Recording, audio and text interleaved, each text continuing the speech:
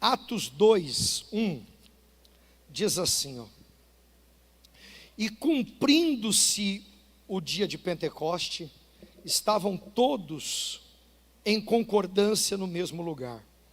E de repente veio do céu um som como de um vento veemente e impetuoso, encheu toda a casa em que estavam assentados, e foram vistas por eles línguas repartidas como que de fogo, as quais pousaram sobre cada um deles, e todos foram cheios do Espírito Santo, e começaram a falar noutras línguas, conforme o Espírito Santo lhe concedia que falassem.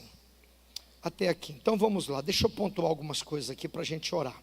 Número 1, Deus sempre vai cumprir com a sua promessa. Às vezes a gente quer tirar essa questão que envolve um Deus que é poderoso para fazer, da espiritualidade. E não tem como. Aqui se tratava do derramamento do Espírito Santo. Mas o cumprimento de uma promessa está totalmente linkado a isso aqui. E você precisa acreditar nisso. Que essa promessa não era apenas para esse dia. Essa promessa é para nós hoje. Vocês perceberam que tudo que ensina aqui, sempre tem um grupo querendo dizer assim, ó, isso aqui é para esse grupo. A gente pega, por exemplo, a questão da salvação. Aí aparece alguém dizendo, olha, não, tem um grupo que... Aí você vai no ensinamento de Paulo, o que ele disse a Timóteo? A vontade do Pai é que todos se salvem. A vontade do Pai é o quê? Que todos. Não é um grupo, é todos. Aí você pega, por exemplo, a questão de finanças. Salvação, pega a questão de finanças. Aí tem um grupo dizendo, não, olha, tem alguns que nasceram para ficar rico e prosperar. E tem um grupo que é marré a vida. Não acredito nisso. Eu acredito que é direito de todos herdar a vida eterna. Eu acredito que é direito de todos prosperar. E eu acredito que é direito de todos. Quando a Bíblia diz assim, ó, Ele levou as nossas dores. É de um? Não, é de todos. Agora pensa comigo a questão de avivamento espiritual, poder do Espírito Santo, orar em línguas, ter uma vida cheia de Deus. Não é para aquela época ou para um grupinho seleto. É para todos. Eu vou falar algo agora que vai fazer você pensar e talvez me procurar depois para questionar. Alguém pergunta assim, alguém diz assim, não, eu tenho 4 dons do Espírito. Aí o outro diz assim, eu tenho só 3. O outro diz, eu estou com 5. Aí esses dias eu vi os crentes, pastor, discutindo. Um falou, não, estou com 5 dons. O outro, eu tenho 3. Eu falei, eu estou com os 9, aleluia. Aí um disse assim, é muita soberba para uma pessoa só. Eu falei, eu estou com os 9. E não estou só com os 9 dons, não. Eu estou com os 9 frutos também. Ele falou, então você já está pronto para o arrebatamento. Eu falei, prontinho. Aí eu perguntei para eles, de quem é os dons? De quem é os dons? De quem é o fruto? Quem que mora dentro de você? Então quantos dons tem aí? Quantos frutos tem aí? Se é o Espírito que mora aí, eu venho aqui para dizer que esta promessa se cumpriu nesse dia, mas essa promessa também é para os nossos dias. Então receba fogo, receba batismo com o Espírito Santo. É direito teu orar em línguas, orar em variedades de língua e manifestar o poder de Deus. Agora, para isso você tem que acreditar na promessa. Me lembro que eu cheguei num culto, eu tinha 19 para 20 anos, aí eu falei assim, para Deus, que vontade de orar em línguas, igual algumas pessoas oram. Aí um pregador disse assim: aonde que o batismo com o Espírito Santo? Porque esse assunto é polêmico. E teologicamente falando, é um leque aberto e tem muita discussão. Muitas. Então, eu, por exemplo, venho de uma escola teológica que acredita piamente que para a pessoa ser batizada com o Espírito Santo é só se ela orar em línguas. Essa é uma escola que eu vim, eu me formei nisso. Estudei isso. Depois de 20 e poucos anos pregando, 30 anos, eu entendo que é mais do que isso. Então, para mim, o batismo com o Espírito Santo não é apenas uma obra de orar em línguas. Eu entendo que o batismo com o Espírito Santo é uma obra também de santificação. Tem uma igreja no Brasil que eu prego muito lá e respeito muitos deles, que é os Nazareno, a igreja do Nazareno. Eles têm 1.200 igrejas no Brasil e quando se trata do mundo é uma das maiores. Eles estão em 150 e poucos países, eles têm igreja. Uma igreja centenária. E eles pregam muito sobre isso, que o batismo com o Espírito Santo é uma obra de santificação.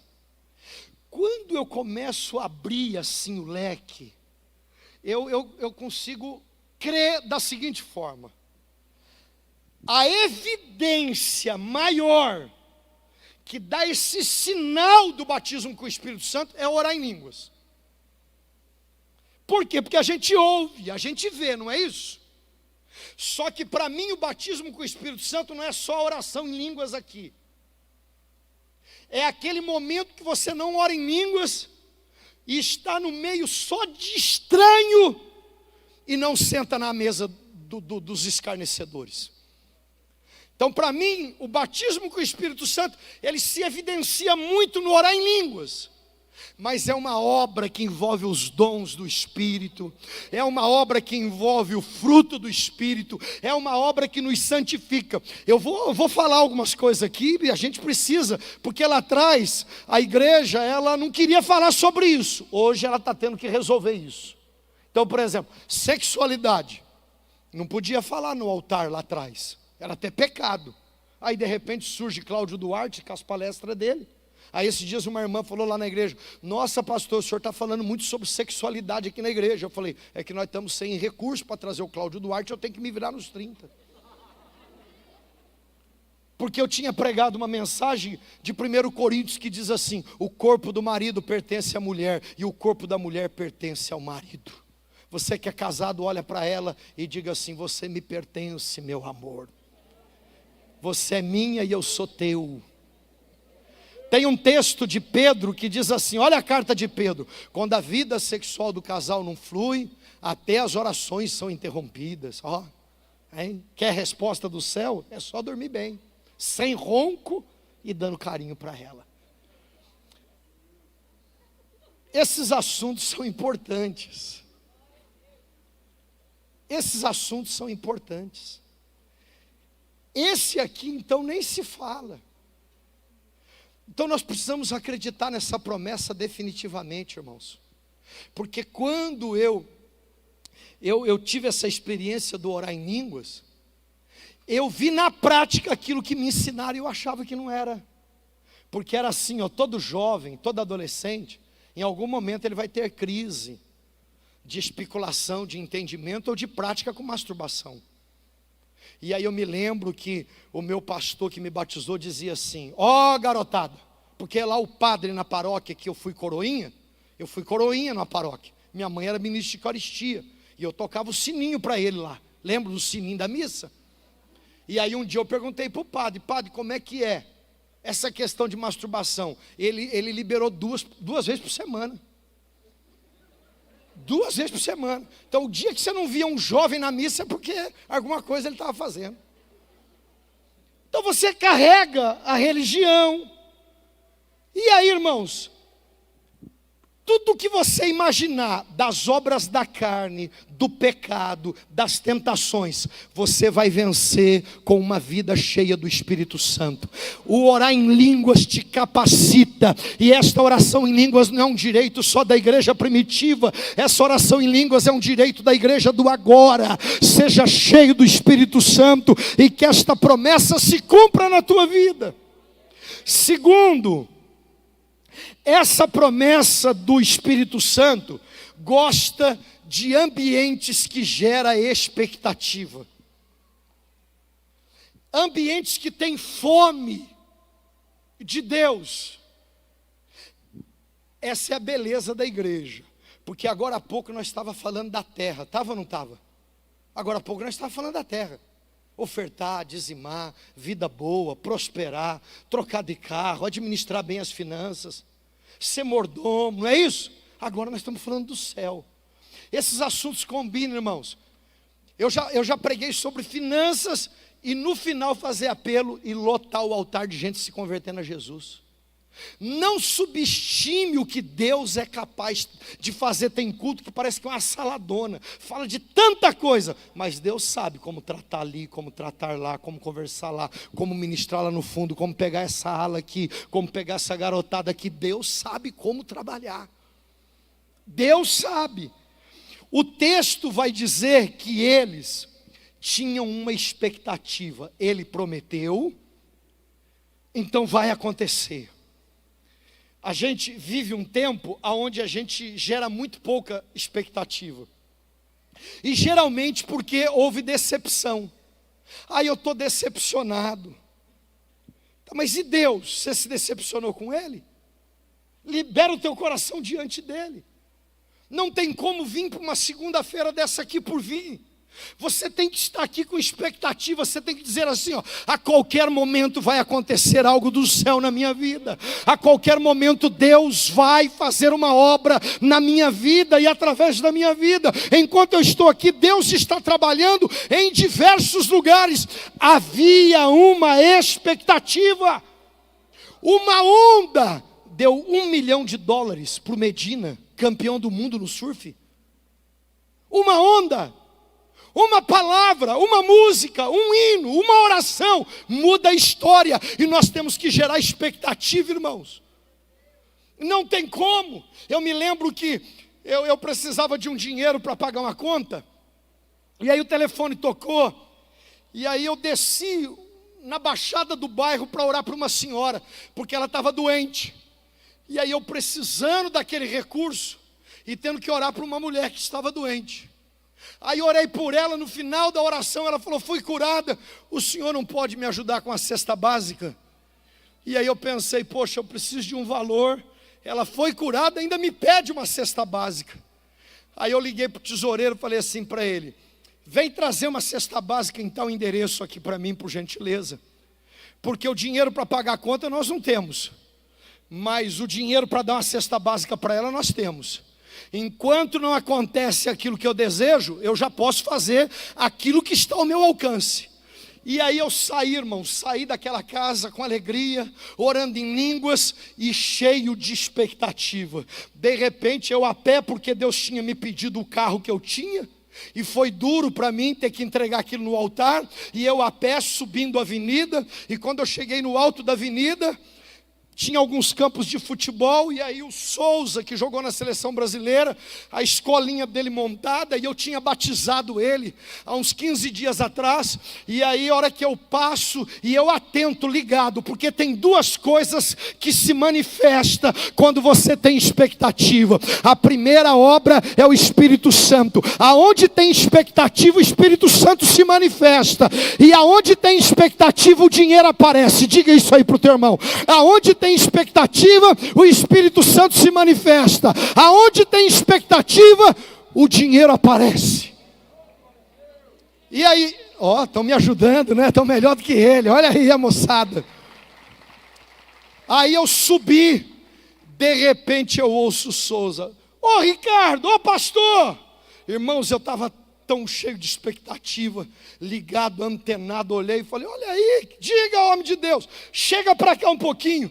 Aí ele sentou em cima de uma bola, com a pochetezinha dele, eu sentei em cima da outra bola, começamos a conversar. Ele falou: pastor, por que eu não me entreguei para Jesus antes? Eu falei: que bênção, Souza.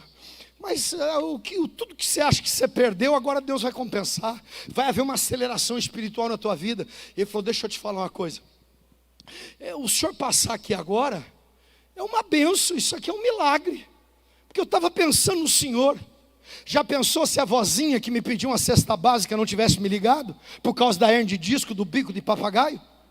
Então, às vezes uma hernia de disco, um bico de papagaio, às vezes uma oração, às vezes ir num lugar que você não está afim, é ali que vai destravar, é ali que a porta vai abrir, é ali que o milagre vai acontecer. Essa segunda-feira vai ficar marcada, véspera de um feriado de carnaval, que o espival do céu, que o Espírito Santo veio, abriu portas que nunca iria se abrir, e veio um avivamento muito poderoso, aleluia. O Souza falou assim para mim: eu preciso entregar um dízimo, pastor, eu preciso aprender a ser dizimista. Eu falei: o que aconteceu? Ele falou assim: eu joguei e o time não me pagou, e eu fiquei lá com uma pendência, o valor é bom, me pagou essa semana. Eu falei: não foi carne nem sangue que te revelou isso, isso é obra de Deus. Ele falou: então eu ia entregar o dízimo para o senhor aqui agora, mas o senhor disse lá no culto que o dízimo tem que entregar no altar. Eu falei: hoje eu recebo até no meio do mato, Souza. Legalismo nos afunda, pastora. Muita coisa que a igreja dizia: olha, esse negócio de hoje o altar é sair da tua conta no Pix direto para a conta da igreja. Muita coisa que a gente disse lá atrás, agora já está tendo que recuar. Era só legalismo. Aí ele pegou, preencheu o cheque, dobrou, consagrei. Ele falou: pode guardar no bolso, não tem problema não, confio no senhor. Coloquei no bolso, saí da presença dele a pé. Na primeira esquina que eu virei, o que eu fiz? Fui ver, o cumprimento da promessa. Sentei no meio fio. Irmãos, você sabe por que eu falo sobre dinheiro com liberdade? Sabe por que eu falo? Se eu andar quebrado, marré, eles vão dizer: esse cara não prega o que ele vive, não acontece nem na vida dele. Se eu prosperar e viver coisas grandes, muita gente está passando aí na frente, está dizendo assim: aonde que a PIB está arrumando dinheiro para fazer uma cobertura que não tem no Brasil? Porque a vida é assim: se você está quebrado, eles vão falar, e se você está muito bem sucedido, eles vão falar. Eu cheguei a uma conclusão: já que é para falar, então fale que eu estou bem, pelo amor de Deus. Então não tem mais problema. Quando você sabe quem você é, você vive em paz. Aí eu peguei, sentei e abri o cheque. Quando eu abri, o valor não pagou apenas a parcela que eu precisava pagar lá na igreja, que era a compra de umas cadeiras novas. O dinheiro deu para quitar as cadeiras, deu para terminar outra reforma, porque Deus faz isso. Eu saí da casa daquela vovó, não de cabeça baixa, meu Deus do céu, que velhinha chata, além de doente não me dá nada. Não, eu saí de lá de cabeça levantada dizendo: Senhor, obrigado, essa vovó é uma bênção, o milagre aconteceu, o dinheiro está no propósito, uma porta vai se abrir. É da mesma forma, eu vim aqui hoje na PIB, eu vim com expectativa. Daqui a pouco jovens que nunca orou em línguas vai orar pela primeira vez. Daqui a pouco você que já está de cabeça branca e acha que isso nunca era para você, vai acontecer na sua vida. Ah, tem expectativa aí no rebanho, tem expectativa aí na casa do Senhor. Terceiro, o avivamento. Estou caminhando aqui para terminar. O derramamento do Espírito Santo é uma manifestação do céu, não é produto de denominação, não é produto de placa, não é produto de bispo, de reverendo, de pastor, de pastora. É uma obra do céu, é uma obra de Deus. É Deus quem faz essa obra. Por quê? Porque nós estamos vivendo em partes uma crise. Tem alguns aqui que já têm uma história de igreja. Então pensa comigo, 1950, tem alguém aqui que em 1950, 1960 já frequentava a igreja? Tem alguém, por favor, tem alguém aqui? Já? Em 60 a senhora já frequentava a igreja? E está linda, maravilhosa desse jeito? Meu Deus, cuidem da pastora, gente, por favor. Estou até preocupado de levar ela para pregar lá em Londrina. Tem um varão lá que esses dias falou: pastor, preciso encontrar uma Rebeca, levar a pastora lá. Ele já vai começar a orar em línguas lá na cadeira, nem vou levar ela agora. Estão dizendo aqui se ele tem helicóptero, porque a pastora precisa de helicóptero agora.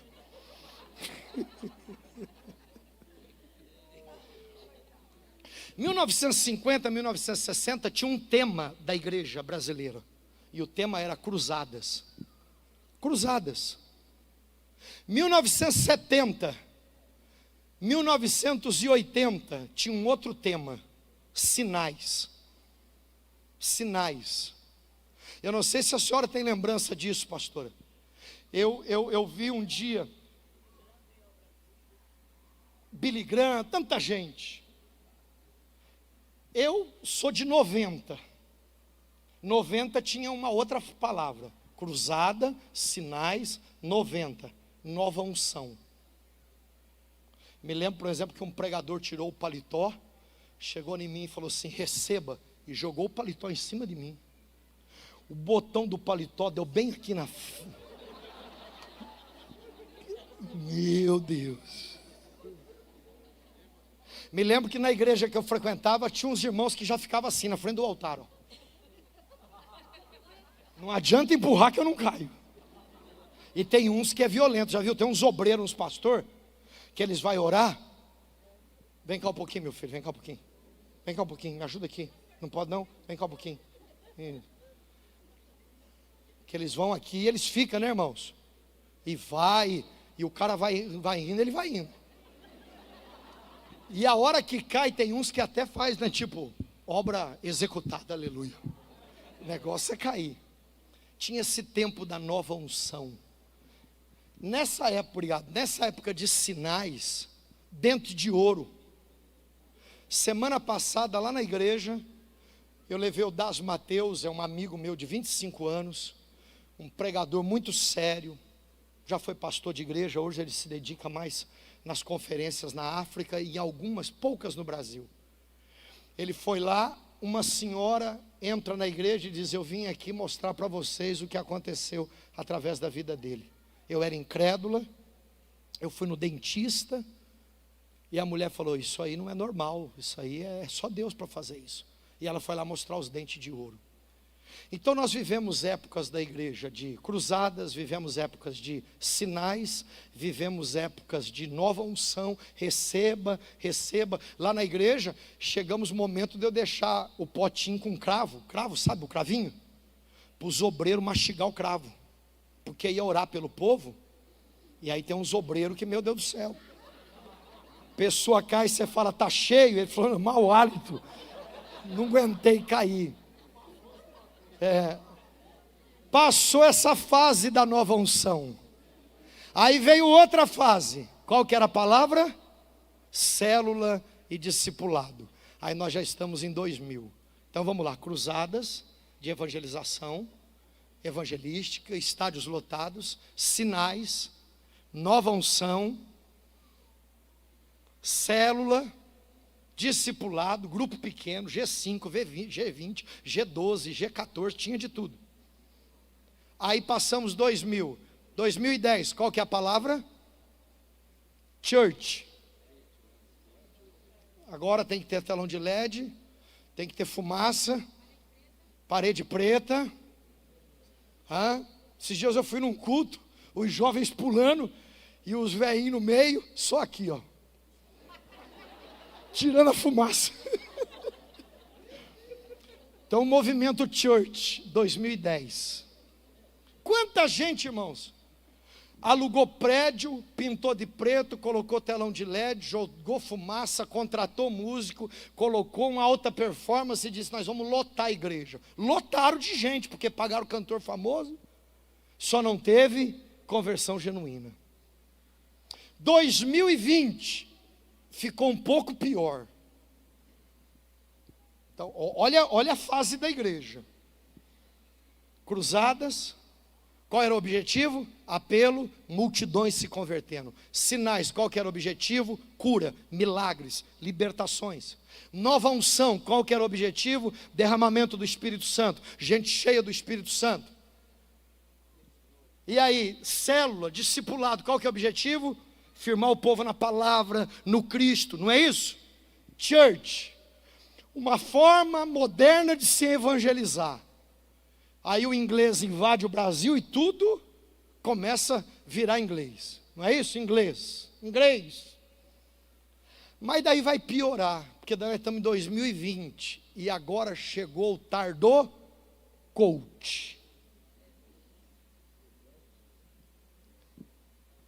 E agora é a era do coach. Você que é coach aqui, parabéns. Você ensina alta performance, você ensina as pessoas a administrar o tempo, administrar a agenda, melhorar profissionalmente, e você ensina inteligência emocional, e aí tem coach esportivo, tem coach não sei do que, e cada um tem o seu valor. A igreja começou a ficar coach. E aí de repente nós entramos nessa fase que o Brasil está vivendo, e eu não preciso entrar, porque ontem eu entrei, inclusive na questão política. E agora nós vamos entrar para 2030, eu quero terminar a mensagem aqui. Por quê?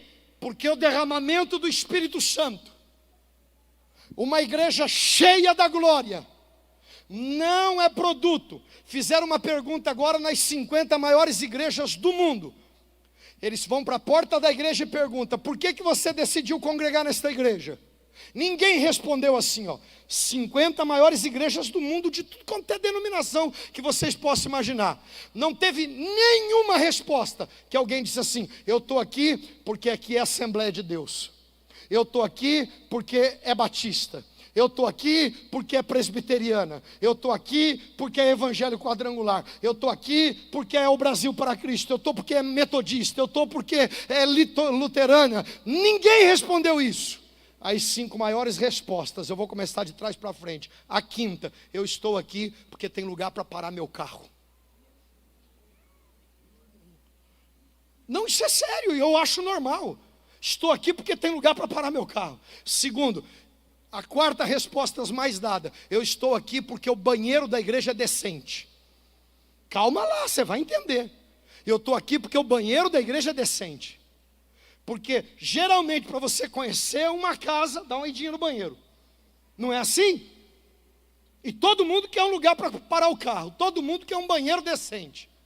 Terceira resposta mais dada: eu estou aqui porque a faixa etária, ela é respeitada. Tem lugar para as crianças, tem lugar para os juniores, tem lugar para os adolescentes, tem lugar para o casal, tem lugar para a família. Quantos estão me entendendo?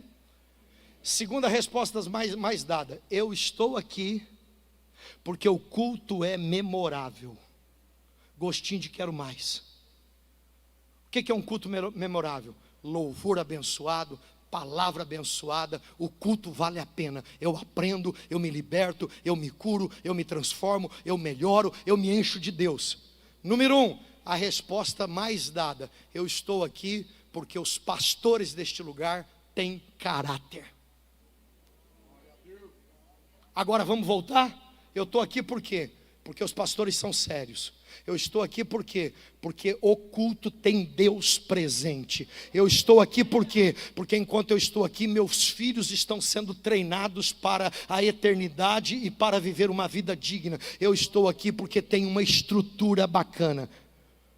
Isso está comprovado. Ninguém mais vai vir para uma igreja por causa de uma estrutura denominacional. As pessoas vão vir para a igreja porque elas querem Deus. Deixa eu falar algo para você. Independentemente se o fundo é mais escuro, se é clarinho, se é preto, se tem LED, se não tem, se o ambiente é grande, se o ambiente é pequeno, se é uma igreja moderna, se é uma igreja mais simples, se Deus vem e se manifesta, é ali que as pessoas vão frequentar, é ali que as pessoas vão querer estar. Porque por causa da fome do povo. A bem da verdade é que tudo é muito bom, mas Deus é muito melhor.